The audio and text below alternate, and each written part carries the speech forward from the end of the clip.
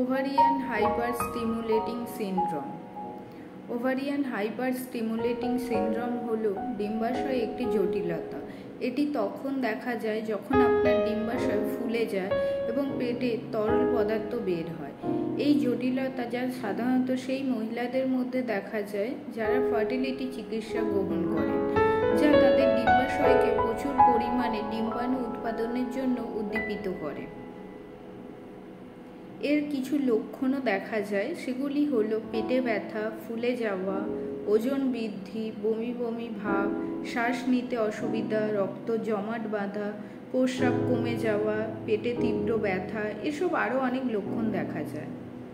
এবং এর কিছু জটিলতাও দেখা যায়, যেমন সেগুলি হলো পেটে এবং কখনো কখনো বুকে তরল জমা হওয়া, বড় ধমনীতে রক্ত জমাট বাঁধা, সাধারণত পায়ে, কিডনির ব্যর্থতা, ডিম্বাশয়ে মোচড়, ডিম্বাশয়ে সিস্ট ফেটে যাওয়া যার ফলে গুরুতর রক্তপাত হতে পারে, শ্বাসকষ্ট, জটিলতার কারণে গর্ভপাত বা গর্ভপাতের মতো অবস্থায় গর্ভাবস্থার ক্ষতি, কদাচিৎ মৃত্যু, এসব নানা জটিলতাও দেখা যায়।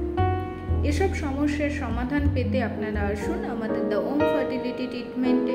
এখানে ন্যাচারাল ট্রিটমেন্টের মাধ্যমে 3 থেকে 6 মাসের মধ্যে আপনি আপনার সমস্যার সমাধান পাবেন।